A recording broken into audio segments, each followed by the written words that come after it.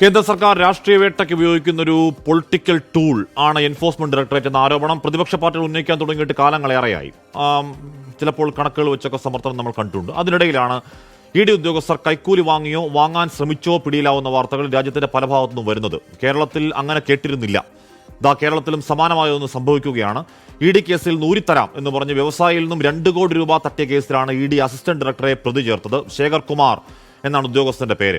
അല്ലെങ്കിൽ തന്നെ രാഷ്ട്രീയ വേട്ടയ്ക്കുള്ള ആയുധം എന്ന ആരോപണം നിലനിൽക്കുന്ന അന്വേഷണ ഏജൻസി ബ്ലാക്ക് മെയിൽ ചെയ്ത് കള്ളക്കാശ് ഉണ്ടാക്കുന്ന ഉദ്യോഗസ്ഥർ കൂടിയായാൽ എന്താകും അതിന്റെ വിശ്വാസ്യത? പ്രിയ പ്രേക്ഷകർക്ക് ന്യൂസ് ഈവനിംഗിലേക്ക് സ്വാഗതം.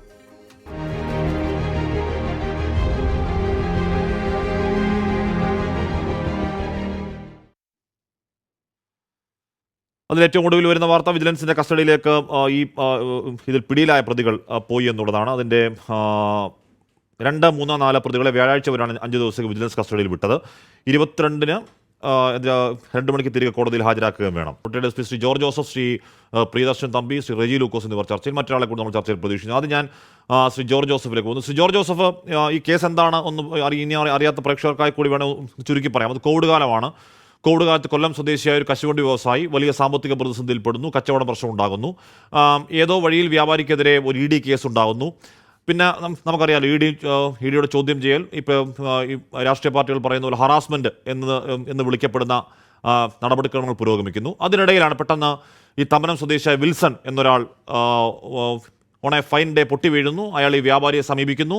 2 കോടി കൊടുത്താൽ ഇ ഡി കേസിൽ നിന്ന് ഒഴിവാക്കാം എന്നതായിരുന്നു വിൽസന്റെ വാഗ്ദാനം.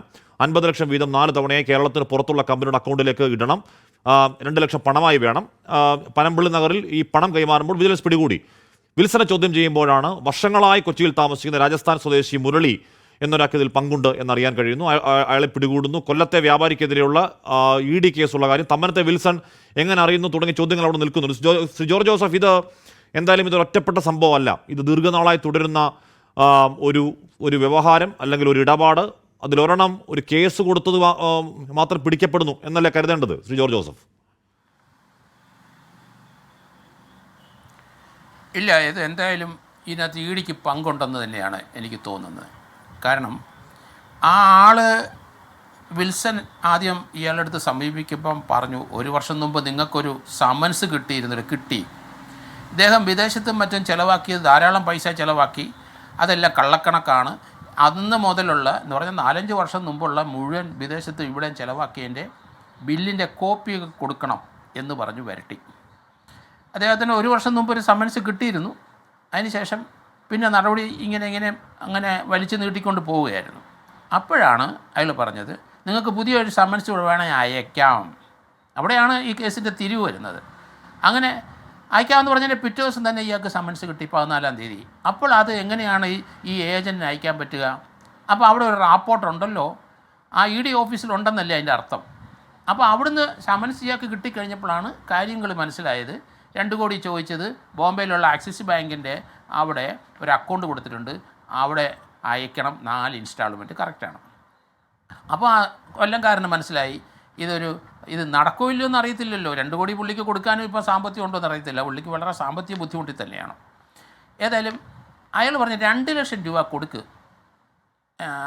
വിൽസൺ പറഞ്ഞു 2 ലക്ഷം രൂപ, പിന്നെ ഒരു 50,000 രൂപ ഒരു അക്കൗണ്ടിൽ കൂടി ഇട്, ബാക്കി മുതലാളി 50 ലക്ഷം വെച്ചിട്ട് ആക്സിസ് ബാങ്ക് ബോംബെ അക്കൗണ്ടിൽ അയക്കണം. അങ്ങനെയാണ് ഇദ്ദേഹം വിജിലൻസിനെ അറിയിക്കുന്നത്. വിജിലൻസ് എല്ലാം പക്ക ഒരു ക്ലാസിക് ട്രാപ്പ് തന്നെയെന്ന് ഞാൻ പറയുന്നത്. കാരണം ശശിധരൻ SP ആണ്, എൻ്റെ സ്റ്റുഡൻ്റാണെന്ന് തോന്നുന്നു. നല്ല ക്ലാസിക്കായിട്ടുള്ള കുറേ കേസുകൾ അടുത്ത ദിവസം നമ്മൾ പിടിച്ച് കണ്ടല്ലോ. തൃശ്ശൂരെ മോട്ടോർ വെഹിക്കിൾ 2 ഇൻസ്പെക്ടർമാർ, എറണാകുളത്തെ ഒരു കേസ്. അപ്പോൾ നല്ല ഒരു ഇൻവെസ്റ്റിഗേഷൻ മെത്തേഡിലേക്കാണ് പോകുന്നത്. കേസ് ഒതുക്കാൻ കൈക്കൂലി ആവശ്യപ്പെട്ടെന്ന് ആക്ഷേപം ഉന്നയിച്ച ബിഷപ്പ് ജെയിംസ് ജോർജ് ചെയ്യുന്നു. ശ്രീ ജെയിംസ് ജോർജ്, താങ്കളുടെ അനുഭവം എന്തായിരുന്നു? ഞാൻ മനസ്സിലാക്കുന്ന ഈ പറയുന്ന രീതിയിൽ ഇ ഡി എപ്പോഴും പറയുന്നത് പോലെ വരവിൽ കവിഞ്ഞ സ്വത്ത് സമീപിക്കുന്നു, തുടർന്ന് താങ്കളോടും ഈ കൈക്കൂലി ആവശ്യപ്പെട്ടു എന്നതായിരുന്നില്ലേ താങ്കളുടെ പരാതി ശ്രീ ജെയിംസ് ജോർജ്? എന്നോട് കൈക്കൂലി ആവശ്യപ്പെട്ടു. ഞാനത് പല പ്രാവശ്യമായിട്ട് അത് തട്ടിമാറ്റിയിട്ട് അവരവരുടെ ഏജന്റുമാരെ വെച്ചു. ഈ ഏജന്റുമാരെന്ന് പറയുന്നത് പുറത്തുനിന്ന് വരുന്ന ആൾക്കാരല്ല, ഇവരുടെ യഥാർത്ഥ ഏജന്റുമാർ തന്നെയാണ്. അത് സ്വന്തം നാട്ടിൽ നിന്ന് വരെ ആളിനെ കൊണ്ടുവരുന്നുണ്ട്. ഈ സത്യവീർ സിംഗ് എന്ന് പറയുന്ന ആള് അയാളുടെ നാട്ടിൽ നിന്ന് വരെ പൈസ പിരിക്കാനായിട്ട് ആളിനെ കൊണ്ടുവരുന്നുണ്ട് കേരളത്തിലേക്ക്. അല്ല ബിഷപ്പ്, ഈ സത്യവീർ സിംഗ് എന്ന് പറയുന്ന ആൾ ED ഉദ്യോഗസ്ഥനാണോ? ED ഉദ്യോഗസ്ഥനാണ്. താങ്കളോട് സിമി എന്ന് പറയുന്ന ED ഉദ്യോഗസ്ഥയാണ്. മോഹൻ എന്ന് പറയുന്ന കൊല്ലക്കാരനാണ്, ED ഉദ്യോഗസ്ഥനാണ്. ഇവര് 3 പേരുമായിരുന്നു എന്റെ കാര്യത്തിൽ പൈസയ്ക്ക് വേണ്ടി ബഹളം വെച്ചതും ആളിനെ അയച്ചതും ഒക്കെ. താങ്കളോട് ഈ പറഞ്ഞ 2 കോടി ആവശ്യപ്പെടുന്ന ആരാണ്? ഈ പറഞ്ഞ ഇടനിലക്കാർ, ഈ നമ്മൾ തമ്മനത്തെ ഈ വിൽസൺ എന്ന് പറയുന്നത് പോലെ ഇടനിലക്കാരാണോ താങ്കളോട് 2 കോടി ആവശ്യപ്പെടുന്നത്? ആ തമ്മനത്തെ വിൽസൺ എന്ന പോലെ ആദ്യം എന്നോട് ആവശ്യപ്പെടുന്ന മോഹൻ എന്ന് പറയുന്ന ഉദ്യോഗസ്ഥനാണ് ഡയറക്റ്റ് ആയിട്ട് ആവശ്യപ്പെട്ട് കഴിഞ്ഞപ്പോൾ ഞാൻ പറഞ്ഞു, ഈ 1 കോടി എന്നോട് നേരത്തെ വിളിച്ച് ചോദിച്ചതാ, ഞാൻ കൊടുക്കാതെ മാറിയതാ, എനിക്ക് പൈസ കൊടുത്തൊന്ന് സെറ്റിൽ ചെയ്യേണ്ടത് പറഞ്ഞ് ഞാൻ മാറിയതാണ്. മാറിക്കഴിഞ്ഞപ്പോൾ അവരത് ഏജന്റുമാരെ വെച്ചു. ആ ഏജന്റുമാര് റെയിൽവേ ബോർഡിന്റെ വണ്ടിയിലായിരുന്നു വരുന്ന ഒരു രാഹുല്, ഒരു വിപിന്, ഇവർ 2 പേര് ഏജന്റുമാരായി വന്നു. മോഹനൻ ഇതിനിടയ്ക്ക് നിന്ന് ഇത് ഇണക്കി കൊടുക്കുന്ന പരിപാടി, ഫയലുകളെല്ലാം ഈ പാർട്ടികൾക്ക് കൈകാര്യം ചെയ്യുന്ന മോഹനാണ്. അല്ല ഫാദർ, ഇത് എന്ന് പറഞ്ഞാൽ ഈ പറയുന്ന ചോദ്യം ചെയ്യൽ, ഓഫീസിൽ കയറുവൽ, ഫയൽ പരിശോധന തുടങ്ങിയ ഈ പറഞ്ഞ ക്ലാസിക് ഹറാസ്മെന്റ് താങ്കളുടെ കാര്യത്തിൽ ഉണ്ടായോ? ഇതെല്ലാം എന്റെ ഭാഗത്ത് ഉണ്ടായെന്ന് മാത്രമല്ല, ഈ പറയുന്ന ആളിനോട് അവസാനം 2 കോടി രൂപ കൊടുക്കണമെന്ന് പറഞ്ഞ അവർ ഏജന്റുമാരെ വിട്ടു. കൊടുക്കാൻ നിവൃത്തിയില്ലെന്ന് പറഞ്ഞ് പല പ്രാവശ്യം തള്ളിവിട്ടപ്പോൾ അത് ഭീഷണിയായി. പിന്നെ പറഞ്ഞു ഈ 2 കോടി രൂപ 4 പ്രാവശ്യമായിട്ട് കൊടുത്താൽ മതി. അങ്ങനെ 50 ലക്ഷം കൊടുക്കണമെന്ന് പറഞ്ഞു. അങ്ങ് സഖി കെട്ടപ്പോ ഇവരെ ട്രാപ്പ് ചെയ്യാൻ തന്നെ ഞാൻ തീരുമാനിച്ചിട്ട് ഞാൻ പറഞ്ഞു പൈസ തരാമെന്ന് പറഞ്ഞിട്ട് ഞാൻ ഈ ED ഉദ്യോഗസ്ഥരെ തന്നെ വിളിച്ചു പറയുന്നു, നിങ്ങളുടെ ആളുകൾ നിങ്ങളുടെ പേരും പറഞ്ഞ് പൈസ ചോദിക്കാനായിട്ട് എന്റെ അടുത്ത് വരുന്നുണ്ട്, ഞാൻ എന്ത് ചെയ്യണം? അതൊന്നും ഞങ്ങളുടെ കാര്യമല്ല, നിങ്ങളുടെ വഴി പോലെ ചോദിക്കണം പറഞ്ഞു ഈ ED ഉദ്യോഗസ്ഥര്.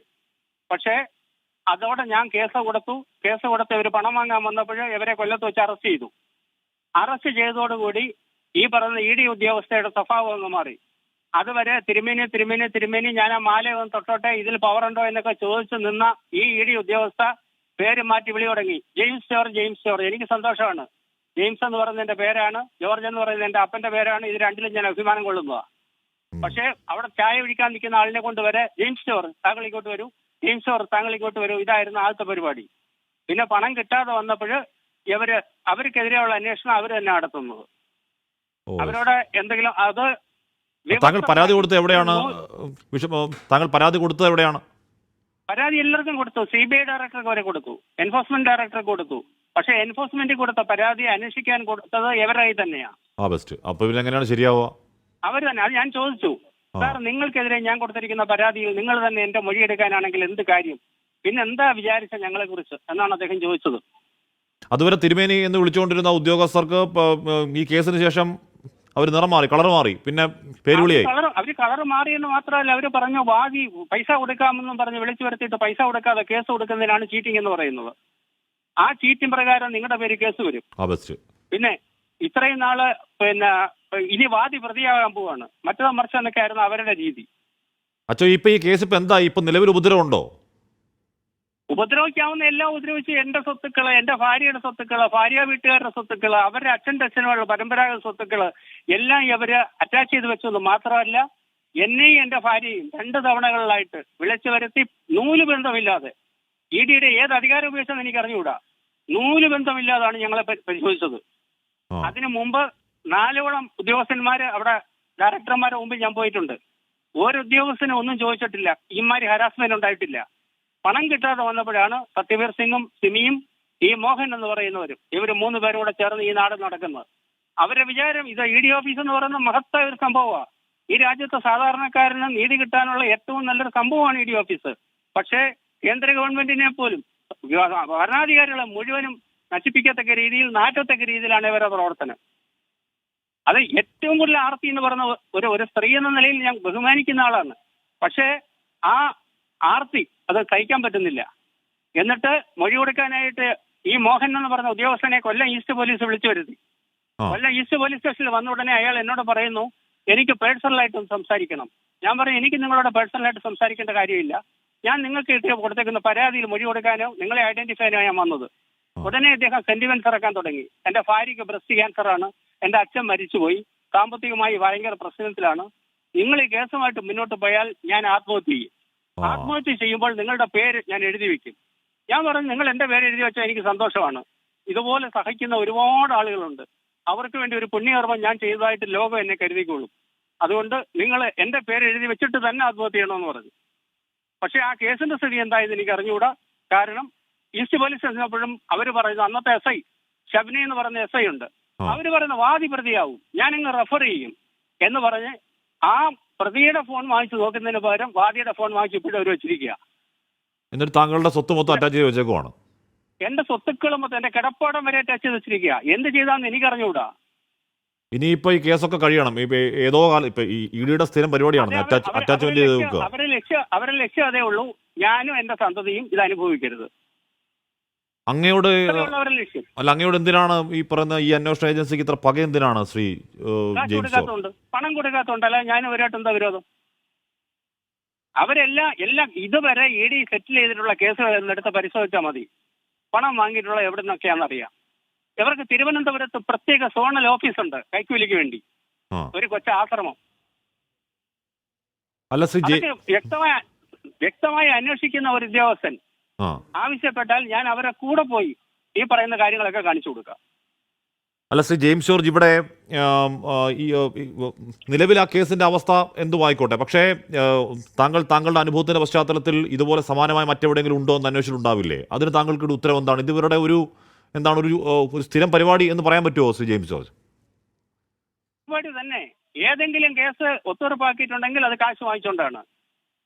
അതിനവർക്ക് ഏജന്റന്മാരുണ്ട്, സമാന്തര സംവിധാനങ്ങളുണ്ട്.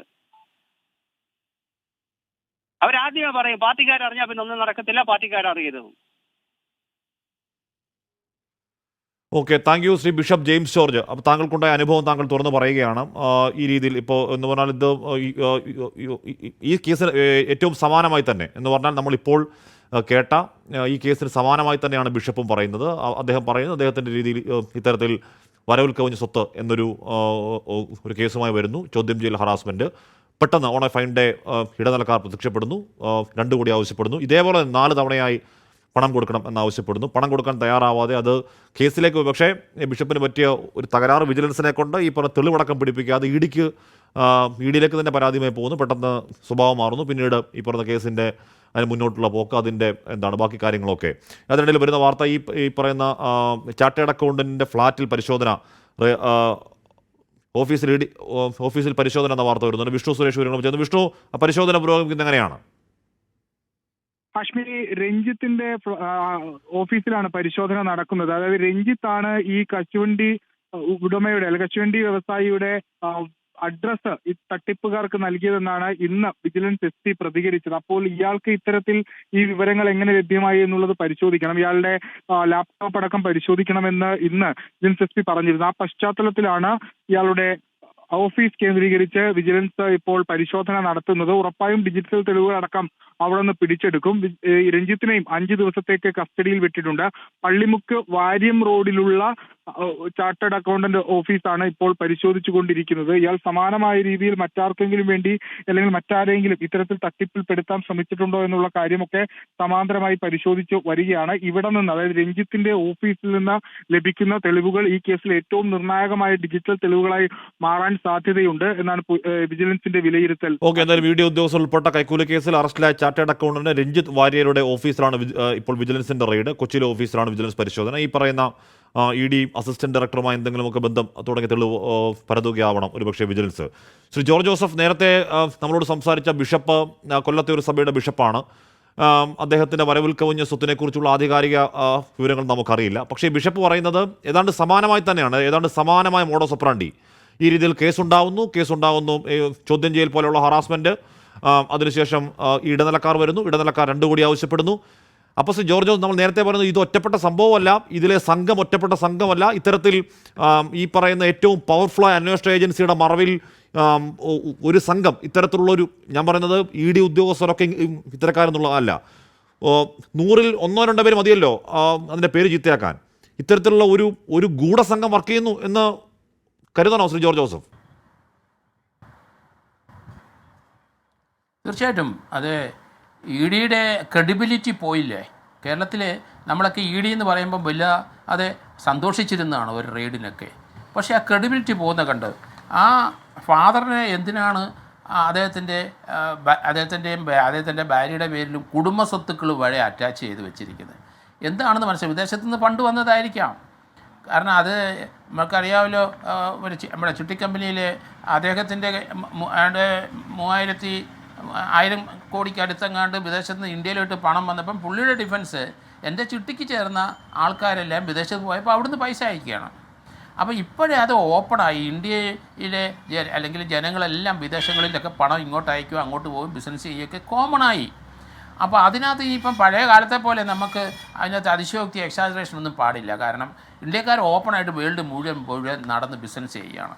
അപ്പോൾ ED പോലെയുള്ള ആൾക്കാർ അവർ അനധികൃതമായി പണം ഉണ്ടാക്കിയിട്ടുണ്ടെങ്കിൽ ബിസിനസ് ചെയ്തുണ്ടാക്കിയിട്ട് അത് ഇല്ലീഗലാണെങ്കിൽ മാത്രമേ നടപടി എടുക്കാൻ പറ്റുള്ളൂ.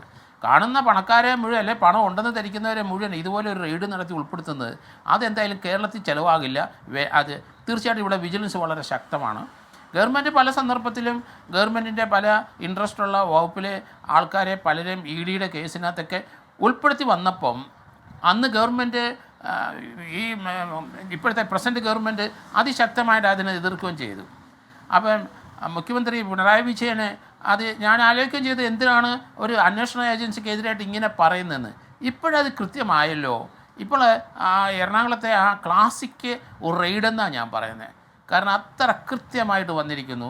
ഏതായാലും ശശിധരൻ SP അവരുടെ സംഘത്തിനെ അഭിനന്ദിക്കുകയാണ് ഞാൻ. കാരണം ഇതുപോലെയുള്ള നമ്മളൊക്കെ പൂർണ്ണമായിട്ടും റിലയബിളായ ഒരു ഏജൻസി എന്ന് വിചാരിച്ചെടുത്ത് ഇപ്പോൾ 2 കേസായില്ലേ. തീർച്ചയായിട്ടും ഇത് അന്വേഷിക്കേണ്ടതാണ്. അതിപ്പോൾ സെൻട്രൽ ഗവൺമെൻറ്റോ CBI അന്വേഷിക്കുന്നില്ല, കേരള ഗവൺമെൻറ് അന്വേഷിക്കാം. ഇവിടെ വിജിലൻസ് ആക്ട് വെച്ച് ഇവിടെ അന്വേഷിക്കാമല്ലോ. സെൻട്രൽ ഏജൻസിയാണെന്നൊന്നും പ്രശ്നമില്ല. ഉറപ്പായും അന്വേഷണം ഉണ്ടാവണം. ഇതിന്റെ പിന്നിൽ എത്ര കേസുകളുണ്ടോ, മഞ്ഞുമലോട് അറ്റമാണോ, അതോ ഇവരുടെ ഈ വിഷ സർക്കിളിലെ സ്ഥിരം പരിപാടിയാണോ എന്നൊക്കെ പുറത്തു വരണം. ശ്രീ റെജി ലൂക്കോസ്, ഇവിടെ നമുക്ക് ED എന്ന് പറയുന്ന അന്വേഷണ ഏജൻസിയുടെ അധികാരങ്ങൾ എന്ന് പറഞ്ഞാൽ വല്ലാത്ത അധികാരങ്ങളാണ്, അപരിമേയമായ അധികാരങ്ങളാണ്. ഈ പറയുന്ന എന്താണ് മറ്റൊരു ഏജൻസിക്കും ഇല്ലാത്ത രീതിയിലുള്ള ജുഡീഷ്യൽ അധികാരങ്ങളുള്ള ഒരു ഏജൻസിയാണെന്ന് ED. റെജി ലൂക്കോസ്, അത് ഇറങ്ങി പുറപ്പെട്ടാൽ, അത് ഞാൻ പറയുന്നത് ED ഉദ്യോഗസ്ഥർ മൊത്തം പ്രശ്നക്കാരാണെന്ന് പറയുന്നില്ല, പക്ഷേ ഇതുപോലുള്ള 1-2 പേരെങ്കിലും ആണെങ്കിലും ഇറങ്ങി പുറപ്പെട്ടാൽ അത് അപകടകരമാണ്. കാരണം അവരുടെ കയ്യിലുള്ള അധികാരം അങ്ങേയറ്റം അധികാരമാണ്. ആൾക്കാരെ ഉപദ്രവിക്കാനും ഇത്തരത്തിൽ ബ്ലാക്ക്മെയിൽ ചെയ്യാനും ഇത്തരത്തിൽ കൈക്കൂലി വാങ്ങാനും, കൈക്കൂലി വാങ്ങിയില്ലെങ്കിൽ പിന്നെയും ഉപദ്രവിച്ച് മൊത്തം സ്വത്ത് അറ്റാച്ച് ചെയ്യാനും ഒക്കെയുള്ള കഴിവ് ഇവർക്കുണ്ടെങ്കിൽ എവിടെ പോയി പറയണം, എന്ത് ചെയ്യണം ശ്രീ ലൂക്കോസ്? തീർച്ചയായിട്ടും അതൊരു വലിയ പ്രശ്നമാണ്. ചങ്ങലയ്ക്ക് ഭ്രാന്ത് പിടിക്കാതെ കേട്ടിട്ടുണ്ട്. ഇവിടെ ചങ്ങലയ്ക്ക് ഭ്രാന്ത് പിടിച്ചിരിക്കുന്നു. നമുക്കറിയാം, കേരളത്തില് ED എന്ന് പറയുന്ന ഈ അന്വേഷണ ഏജൻസി, ദേശീയ സെൻട്രൽ ഗവൺമെന്റിന്റെ കീഴിലുള്ള ഈ അന്വേഷണ ഏജൻസി പ്രതിപക്ഷത്തുള്ള സർക്കാരുകളെ ഉപദ്രവിക്കുക അല്ലെങ്കിൽ മറ്റുള്ളവരെ ഉപദ്രവിക്കുക, അതിനുവേണ്ടി മാത്രമുള്ള ഒരു ഉപകരണമാണെന്നുള്ള ഒരു നേരത്തെ തന്നെ തെളിവായി നമ്മുടെ മുമ്പിലുണ്ട്. ഇത് ആദ്യമായിട്ടല്ല ED ഉദ്യോഗസ്ഥന്മാരെ കൈക്കൂലിയുടെ പേരിൽ കസ്റ്റഡിയിൽ എടുക്കുന്നത്. ഇപ്പൊ ഉദ്യോഗസ്ഥരെല്ലാം അവരുടെ പിണിയാളുകളെ റാക്കറ്റിൽപ്പെട്ടവരെയാണ് പിടിച്ചതെങ്കിലും ഡൽഹിയിൽ 6 കോടി രൂപയുമായിട്ടാണ് ഒരു ED ഉദ്യോഗസ്ഥരെ കസ്റ്റഡിയിൽ എടുത്തത് മാസങ്ങൾക്ക് മുമ്പ്. ഗുജറാത്തിൽ 3-4 റെയ്ഡുകൾ നടത്തിയിട്ടുണ്ട്. അതിൽ 2 പേര് രക്ഷപ്പെട്ടു പോയി. കാരണം അത് കേന്ദ്ര സർക്കാരിന്റെ ഏജൻസി ആയിട്ട് രക്ഷപ്പെട്ട. പക്ഷെ ഒരാളുടെ പേരിൽ ഇപ്പോഴും നടപടി സ്വീകരിച്ചുകൊണ്ടിരിക്കുക. ഒന്ന് ആലോചിച്ച് നോക്കി, അവസാന ആശ്രയമാണ് ED എന്നാണ് ഒരു അന്വേഷണ ഏജൻസി എന്നുള്ള നിലയ്ക്ക് ഇവിടുത്തെ ഓപ്പോസിഷൻ രാഷ്ട്രീയ കക്ഷികളൊക്കെ നിലപാടെടുത്തിരിക്കുന്നത്. ഞാനൊരു ഉദാഹരണം പറയാം. ബഹുമാനപ്പെട്ട രാഹുൽ ഗാന്ധിയെയും അതുപോലെ സോണിയാഗാന്ധിയുടെയും 650 കോടി രൂപയുടെ ഈ റെയ്ഡ് സാമ്പത്തിക അട്ടിമറിയുടെ പേരിൽ അവർ ജാമ്യത്തിലാണ്. അതുപോലെ രാഹുൽ ഗാന്ധിയുടെ ഇന്ത്യയിലെ പാർലമെന്റിന്റെ അംഗത്വം പോലും നഷ്ടപ്പെടുന്നതിന് ഈ ED എന്തെല്ലാം ശ്രമിച്ചു. അപ്പൊ ഒരു കാര്യം വ്യക്തമായില്ല, EDയെ പാടിപ്പുകൊടുത്തവര് വാസ്തവമാണെങ്കിൽ ഒരു തട്ടിപ്പ് സംഘത്തിനെ വിളിക്കുന്നതിന് തുല്യമായി. ഇപ്പൊ ഒന്ന് ആലോചിച്ച് നോക്കൂ. ഇപ്പൊ ബഹുമാനപ്പെട്ട ബിഷപ്പ് പറഞ്ഞത് എന്താ? അദ്ദേഹത്തിന്റെ പാരമ്പര്യമായിട്ടുള്ള അദ്ദേഹത്തിന്റെ 2 ബ്രാഞ്ചിലും, ഭാര്യയുടെ ബ്രാഞ്ചിലും അദ്ദേഹത്തിന്റെ ബ്രാഞ്ചിലുള്ള സ്വത്തുക്കൾ മുഴുവൻ ഫ്രീസ് ചെയ്തിരിക്കുക. ഇത് എവിടെ പോയി പറയാൻ പറഞ്ഞു പരാതികൾ? ഒരു ബിഷപ്പാണ്. ED ഉദ്യോഗസ്ഥൻ കൈക്കൂലി കേസിൽ അല്ലെങ്കിൽ ബ്രൈബറി കേസിൽ, കൈക്കൂലി കേസിൽ പ്രതിയായതാണ് ചർച്ച. ശ്രീ പ്രിയദർശൻ, ഞാൻ റെജി ലൂക്കോസ് താങ്കളിലേക്ക് എത്താമേ. ശ്രീ പ്രിയദർശൻ, ഇത് കേരളത്തിലെ ആദ്യ കേസാണെങ്കിലും ഇത് കേരളത്തിൽ മാത്രമേ ആദ്യ കേസാവുന്നുള്ളൂ. ഈ കഴിഞ്ഞ കുറേ നാളുകളിൽ കുറേയധികം കേസുകൾ ഇങ്ങനെ കേൾക്കുന്നുണ്ട്. ഇപ്പോൾ വിശാൽ ദ്വീപ് ന്യൂഡൽഹിയിലോ ഷിംലയിലോ ആണെന്ന് എൻ്റെ ഓർമ്മ. EDയുടെ അസിസ്റ്റന്റ് ഡയറക്ടർ ആയിരുന്നു. ഈ പറഞ്ഞ പ്രൊസീജിയർ പ്രശ്നങ്ങൾ കാരണം ജാമ്യം കിട്ടിയാലും ഉയർന്ന ആരോപണം 2 ബിസിനസ്സുകാരുടെ കയ്യിൽ നിന്നും 60 ലക്ഷം രൂപ ഇതുപോലെ കേസിൽ നിന്നൊക്കെ കൈക്കൂലി ആവശ്യപ്പെട്ടു. ഡൽഹിയിൽ വേറൊരു ED assistant director Sandeep Singh Yadav പണം വാങ്ങുന്നതിന്റെ കയ്യോടെ പിടിച്ചു. 2023 CBI വേറൊരു അസിസ്റ്റന്റ് ഡയറക്ടറെ അറസ്റ്റ് ചെയ്തു. 6 പേരെ അറസ്റ്റ് ചെയ്തു. ഡൽഹി മദ്യനയ അഴിമതിയിൽ പെടുത്താതിരിക്കാൻ അന്ന് അമൻദാൽ എന്നൊരു ബിസിനസ്സുകാരൻ ഒഴിവാക്കാനുള്ള പണമാണത്. നവാൽ കിഷോർ മീണ എന്നൊരു പേരടക്കി ഇട്ടു.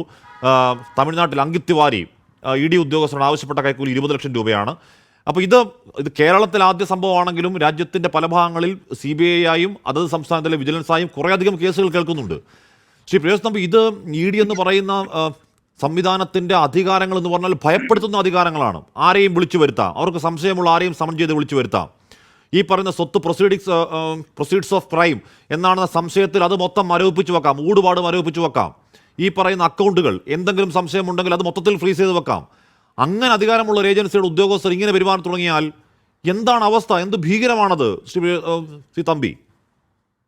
തീർച്ചയായിട്ടും അങ്ങ് തന്നെ ഇവിടെ സൂചിപ്പിച്ചതുപോലെ എനിക്ക് തോന്നുന്നു ഒരു മഞ്ഞുമലയുടെ ഒരു അഗ്രം മാത്രമാണ് ഇപ്പോൾ പുറത്തു വന്നിരിക്കുന്നത്. ഒരു സംശയവും വേണ്ട. കാരണം നമുക്കറിയാം ഏത് മാറ്ററിലും കറപ്ഷൻ സ്റ്റേക്ക് കൂടുന്തോറും അതിന്റെ കറപ്ഷന്റെ ലെവലും കൂടും എന്നുള്ള കാര്യത്തിൽ യാതൊരു സംശയവുമില്ല. കാരണം ഇവിടെ ഇഡിക്ക് സീമാതീതമായ പവേഴ്സാണ്. ആ പവേഴ്സ് കർട്ടൈൽ ചെയ്യണം എന്നുള്ള അഭിപ്രായക്കാരാണ് ഞാൻ. കാരണം സുപ്രീം കോടതി തന്നെ സൂചിപ്പിച്ചിട്ടുണ്ട് പല അവസരത്തിലും. കാരണം ഇപ്പോൾ ഇഡിയിൽ ഈ ആക്ടിൽ ആക്ടിൽ വന്നിരിക്കുന്ന അമെന്റ്മെന്റുകൾ ഉൾപ്പെടെയുള്ള കാര്യങ്ങൾ വലിയ അധികാരങ്ങൾ, യാതൊരു വിധത്തിലുള്ള സ്കൂട്ടനൈസേഷൻ ഇല്ലാത്ത അല്ലെങ്കിൽ ചെക്ക് മെഷർ ഇല്ലാത്ത അധികാരങ്ങൾ, അത് അപകടമാണ്. ഒരു കാരണവശാലും പോലീസിനായാലും ശരി, ഒരു കാരണവശാലും ഇഡിക്കായാലും ശരി, ഒരു കാരണവശാലും ഇത്തരത്തിലുള്ള ഒരു ഏജൻസിക്കും ഇത്തരത്തിലുള്ള പവേഴ്സ് കൊടുക്കാൻ പാടില്ല. കാരണം അങ്ങനെ പവേഴ്സ് കൊടുത്താൽ അത് മിസ്യൂസ് ചെയ്യപ്പെടും എന്നാണ് ചരിത്രം നമ്മളെ പഠിപ്പിച്ചിട്ടുള്ളത്. അപ്പൊ അതിന്റെയൊക്കെ ഒരു വളരെ വ്യക്തമായ ഉദാഹരണമാണിത്. കാരണം സ്റ്റേക്ക് ഉള്ള മാറ്റേഴ്സ് വരുമ്പോൾ നോക്കൂ, ഈ കറപ്ഷന്റെ ഇൻവോൾവ് ആയിട്ടുള്ള എമൗണ്ട് നോക്കൂ. 10,000 25,000 ഒന്നുമല്ല, 1 കോടി 2 കോടി അങ്ങനെയുള്ള വലിയ എമൗണ്ടുകളാണ് ഇതിൽ അലിഗേഷൻ ഇപ്പോൾ പുറത്തു വന്നിരിക്കുന്നത്. ഇത് വളരെ ഗുരുതരമായ പ്രത്യാഘാതങ്ങൾ ഉണ്ടാക്കുന്നത്. അത് മാത്രമല്ല, IRS ഉദ്യോഗസ്ഥരൊക്കെയാണ് ഈ നമുക്കറിയാം ഇഡിയിലെ അസിസ്റ്റന്റ് ഡയറക്ടർ പദവിയിൽ ഇരിക്കുന്നവര് IAS-നും IPS-നും സമാനമായ IRS റാങ്കിൽപ്പെട്ട ആളുകളാണ് ഇത്തരത്തിലുള്ള ഈ പണത്തിന്റെ മഞ്ഞളപ്പിൽ പെട്ടുകൊണ്ട് ഇങ്ങനെ വഴിതെറ്റി സഞ്ചരിക്കുന്നത് എന്നുള്ളത് വളരെ വേദനാജനകമായ കാര്യമാണ്. നമുക്കറിയാം കേരളത്തിൽ നിന്നുള്ള പഴയൊരു കാലം ഒരു സംഭവം നമുക്ക് ഓർമ്മയുണ്ട്. ഒരു ചെറുപ്പക്കാരനായ IPS ഉദ്യോഗസ്ഥന്, അദ്ദേഹം പഞ്ചാബ് കേഡറിൽ പോയ ഉദ്യോഗസ്ഥന് ഒരു നാർക്കോട്ടിക് കേസിൽപ്പെട്ട് വലിയ എമൗണ്ട് കൈക്കൂലി വാങ്ങിക്കുകയും അദ്ദേഹത്തെ ബോംബെയിലെ ഒരു ബാറിൽ വെച്ച്, ഒരു ഡാൻസ് ബാറിൽ വെച്ച് അറസ്റ്റ് ചെയ്യുകയും ഒക്കെ ചെയ്തിട്ടുള്ള സംഭവം അദ്ദേഹം പുറം ലോകം കണ്ടിട്ടുണ്ടോ എന്ന സംശയമാണ്. അപ്പോൾ അത്തരത്തിൽ ആളുകള് ഇങ്ങനെയുള്ള ഉദ്യോഗസ്ഥന്മാർ ഇത്തരത്തിൽ ഒക്കെ ബന്ധപ്പെടുകയും ഒക്കെ ചെയ്യുന്നത് വളരെ തെറ്റായ മെസ്സേജാണ് സമൂഹത്തിന് നൽകുന്നത്. കാരണം വേലി തന്നെ വിളവ് തിന്നുന്നു എന്നുള്ളതാണ് നമുക്ക് പറയാതെ പറയേണ്ടി വരും. കാരണം ഇവിടെ സൂചിപ്പിച്ചതുപോലെ ED അല്ലെങ്കിൽ CBI അവർക്കൊക്കെ വളരെ സ്പെഷ്യൽ പവേഴ്സ് ആണുള്ളത്. ആ പവേഴ്സ് എന്ന് പറഞ്ഞു കഴിഞ്ഞാൽ ഫിൽട്ടേർഡ് അല്ലാത്ത പവേഴ്സ് ആണുള്ളത്. അവരെടുക്കുന്ന പല സ്റ്റേറ്റ്മെന്റുകൾക്കും ഒരാളെ അറസ്റ്റ് ചെയ്ത് കഴിഞ്ഞാൽ ആ അറസ്റ്റ് ചെയ്ത ആളിനെ നേരിട്ട് കൊണ്ടുവരിക. കസ്റ്റംസ് ആക്ട്, കസ്റ്റംസിന് അങ്ങനെയുള്ള പവേഴ്സ് ഉണ്ട്. അതിൽ ആ കൺഫെഷന് സമാനമായ ലീഗൽ വാലിഡിറ്റിയാണ് അത്തരത്തിലുള്ള സ്റ്റേറ്റ്മെന്റുകൾക്കുള്ളത്. അപ്പോൾ അങ്ങനെയൊക്കെ പവേഴ്സ് ഈ ഉദ്യോഗസ്ഥർക്ക് നൽകുന്നത് എന്തുകൊണ്ടാണ് നൽകിയിരിക്കുന്നത്? അപ്പൊ അതിന് ലെജിസ്ലേറ്റീവ് വിസ്ഡം, അതിന് നമ്മൾ പാർലമെന്റിനെയോ നിയമസഭകളെയോ കുറ്റം പറയാൻ കഴിയില്ല. കാരണം അത്തരത്തിലുള്ള വലിയ ഇടപാടുകൾ തെളിയിക്കപ്പെടപ്പെടുമ്പോൾ അതിൽ പഴുതുകളില്ലാതെ അന്വേഷിക്കുവാനും അതിൽപ്പെട്ട കുറ്റവാളികൾ യാതൊരു വിധത്തിലും രക്ഷപ്പെടാനും പാടില്ല. നിയമത്തിന്റെ പഴുതുകൾ ഉപയോഗിച്ചുകൊണ്ട് ഇത്തരത്തിലെ ഒഫൻസുകൾ പെടുന്ന കുറ്റവാളികൾ രക്ഷപ്പെടാൻ പാടില്ല എന്നുള്ള ബോധ്യം കൊണ്ടാണ് ഇത്തരത്തിലുള്ള അധികാരങ്ങൾ കൊടുക്കുന്നത്. ശ്രീ ജോർജ് ജോസഫ്, നമ്മൾ പറഞ്ഞു പോകുന്നത് ഇഡിയുടെ കാര്യമാണ്. ഇപ്പോൾ ഇതിൽ ഇഡിക്ക് ഇവർ സമീപിക്കുന്നതൊക്കെ വ്യവസായികളാണ്, ജീവിച്ചു പോകാൻ ആഗ്രഹിക്കുന്നവരാണ്.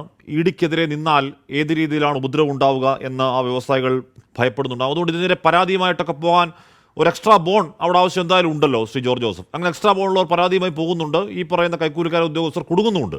ശ്രീ ജോർജ് ജോസഫ്, ഇവിടെ അങ്ങനെ ആ ബോൺ ഇല്ലാത്ത എത്ര പേരെ ഇവർ സമീപിക്കുന്നുണ്ടെന്ന് എങ്ങനെയാണ് അറിയുക? എത്ര പേരുടെ പക്കൽ നിന്നും ഇത്തരത്തിൽ ഇവർ കൈക്കൂലി വാങ്ങുന്നുണ്ടെന്ന് എങ്ങനെയാണ് അറിയുക? ഇവർ സമീപിക്കുന്നതൊക്കെ ഈ പറയുന്ന വലിയ വ്യവസായികളുടെ അടുത്താണ്. അവരുടെ സ്വത്ത് മരവിപ്പിക്കും, അവരുടെ അക്കൗണ്ട് ഫ്രീസ് ചെയ്യും എന്നൊക്കെയുള്ള ഭീഷണിപ്പെടുത്തിയാൽ ഇത് ഞാൻ പറഞ്ഞ ആത്യന്തികമായി ക്രെഡിബിലിറ്റി നഷ്ടമായാൽ അതൊരു ഉത്തരവാദി ആരാണ് ശ്രീ ജോർജ് ജോസഫ്? അല്ല, ഇഡിയുടെ കേരളത്തിലെ നമ്മളൊക്കെ കരുതിയ പോലെ അല്ലല്ലോ. അതിൻ്റെ ക്രെഡിബിലിറ്റി ഇപ്പം നഷ്ടപ്പെട്ടു പോയി. അത് ഒരാളോ 2 പേരല്ല, 1-2 കേസായാലും ടിപ്പിക്കൽ ഇവിടെ വന്നു കഴിഞ്ഞു. അല്ല, ഇന്ത്യയിലെ എല്ലാ സ്റ്റേറ്റിലും ഇതുപോലെ ഇഡിക്കെതിരായിട്ടുള്ള കേസുകൾ നമ്മളാരും അത് വിശ്വസിച്ചില്ല. സാധാരണഗതിയിൽ പ്രതിസ്ഥാനത്ത് വരുന്നവർ കൗണ്ടർ പറയുമെന്നാണ് വിചാരിച്ചേ. ഇപ്പം ഒരു ട്രാപ്പിലല്ലേ പെട്ടിരിക്കുന്നത്. അതിനകത്ത് അവിടുത്തെ ഒരു ഡയറക്ടറിൻ്റെ അസിസ്റ്റന്റ് ഡയറക്ടർ നേരിട്ട് ഇൻവോൾവ് ആണ്. അവരൊക്കെ IRS ഉള്ള ആൾക്കാരാണെന്ന് വിചാരിച്ചോണം. അതൊരു പൊതുവേ ഇഡിയുടെ ക്രെഡിബിലിറ്റി ഇന്ത്യയിൽ പോയി. നമുക്ക് ബംഗാളിൽ ഓരോ സ്ഥലത്തും ഓരോ സ്റ്റേറ്റിലും അവിടുത്തെ മുഖ്യമന്ത്രിമാരും അല്ലാത്തവരും നമ്മളന്നേരം രാഷ്ട്രീയമായിട്ട് പ്രതികരിക്കുന്നതാണ് വിചാരിച്ചത്. അതുകൊണ്ട് ഇതുപോലെയുള്ള കേസിന് അതാത് സ്റ്റേറ്റിലെ വിജിലൻസുകാർക്ക് കേസെടുക്കാമല്ലോ. ഇഡി മര്യാദ പഠിക്കും അപ്പം. കാരണം ഇപ്പം തന്നെ വിജിലൻസ് കേസെടുത്തിട്ടുണ്ടല്ലോ. കേരളത്തിൽ വെച്ച് പൈസ കൊടുത്തു, ആ ട്രാപ്പ് വന്നു, കൈക്കൂലിയാണ്, അതിൽ വിജിലൻസ് ആംഗിളിൽ കേസെടുക്കാം, പക്കാ ട്രാപ്പാണ്. അപ്പോൾ ഇതുപോലെയുള്ള സംഭവങ്ങൾ ധാരാളം നടക്കും, നമ്മളാരും അറിഞ്ഞില്ലെന്നുള്ളൂ. ഏതായാലും ടിപ്പിക്കലായിട്ട് റവറൻ ഫാദർ അച്ഛനും ബിഷപ്പും രംഗത്ത് വന്ന് സമാന രീതിയിലാണ് ബിഷപ്പിൻ്റെ തട്ടിപ്പ്.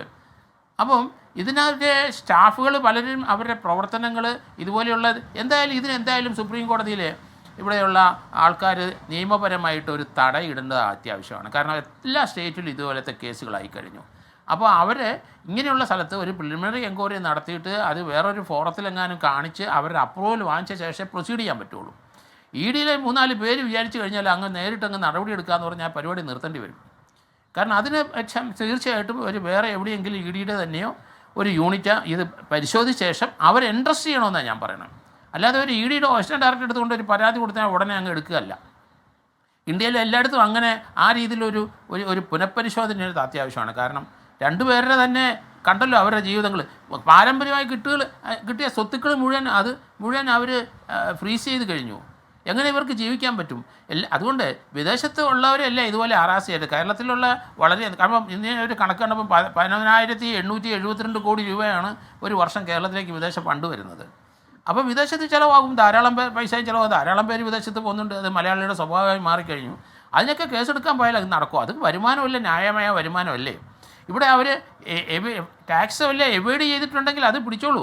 പക്ഷേ അത് ഈ രീതിയിലുള്ള അവരുടെ ഈ സ്വത്തുക്കൾ മുഴുവൻ ഫ്രീസ് ചെയ്ത് വെക്കുന്നത് അങ്ങനെ ഉണ്ടാക്കിയതല്ലല്ലോ.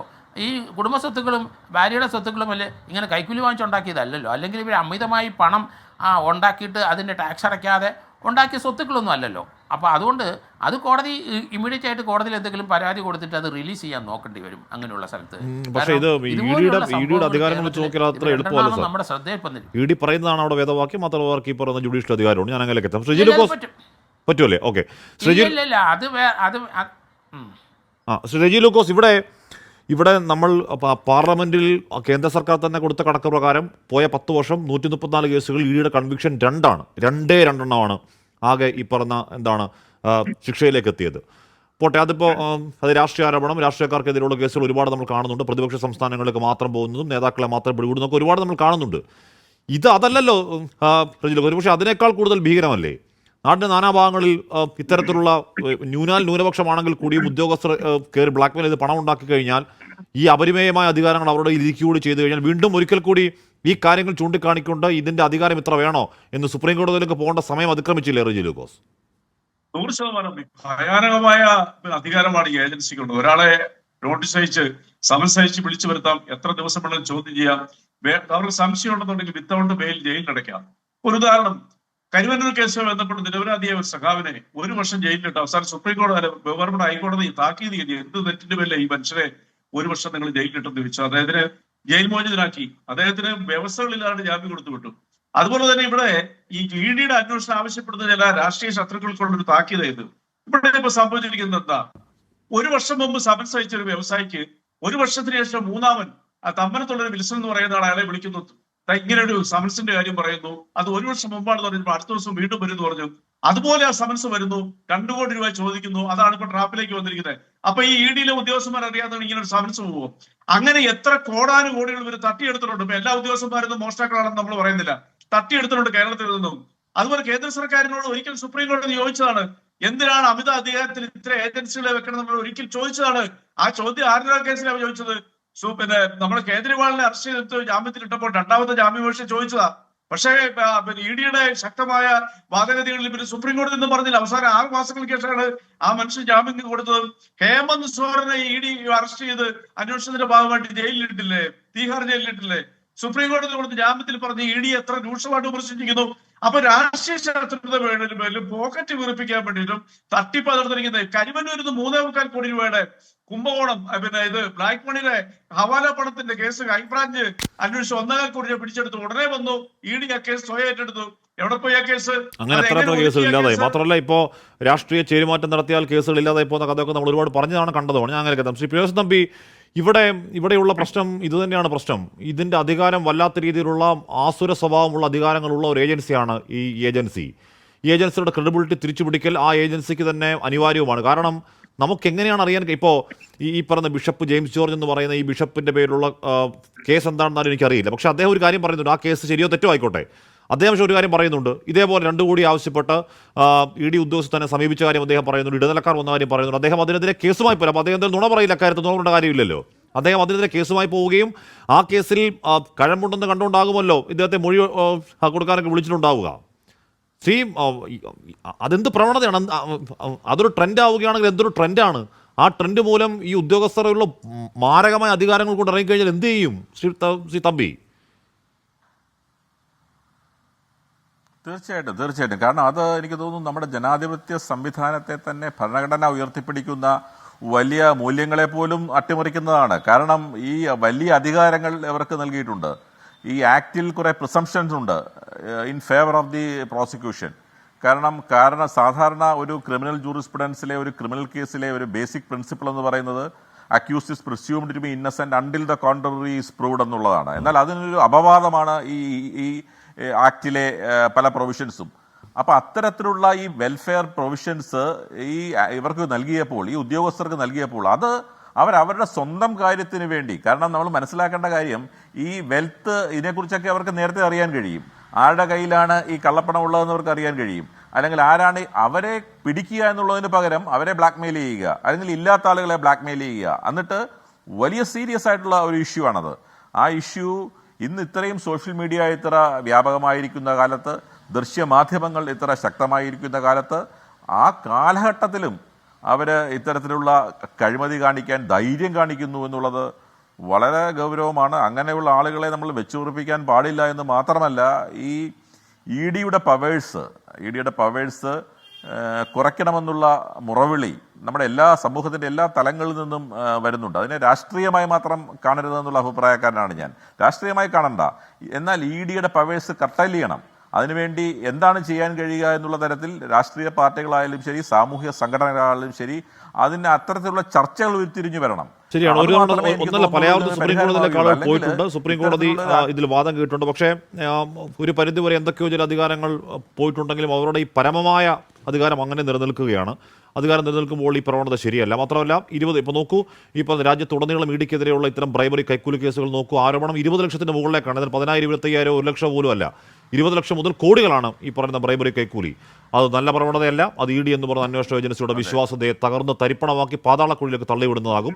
എന്തായാലും ഈ കേസിൽ അന്വേഷണം നടക്കട്ടെ. ഇത് ഈ സംഘത്തിൻ്റെ ആദ്യ പണിയാണോ, സ്ഥിരം പണിയാണോ തുടങ്ങിയ കാര്യങ്ങൾ പുറത്തേക്ക് വരട്ടെ. അത് കലങ്ങി തെളിയട്ടെ. ചർച്ചയിൽ പങ്കെടുത്ത എല്ലാവർക്കും നന്ദി.